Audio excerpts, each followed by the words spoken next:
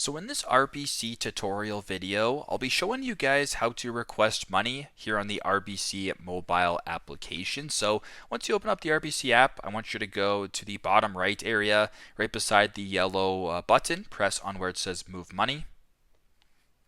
Once you're on the Move Money page here, I want you to press on Interac e-transfer.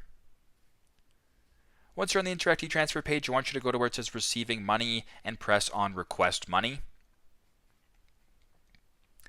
Once you're on the request money page right here, you can go ahead and select who you want to request the money from. So for example, if you wanted to request $1 from your buddy John, and you would go ahead and press on from recipient, John, the amount you type in 1. For the account you want to deposit it to, if I wanted $1 from John for my checking account, I would press on checking account. If it's a business transaction, you can go ahead, or you want an invoice number, you can go ahead and type in that, the due date as well, the message, and you can scroll down, type in the email address, and then press continue that way to send the e-transfer request for money. So very simple, very straightforward.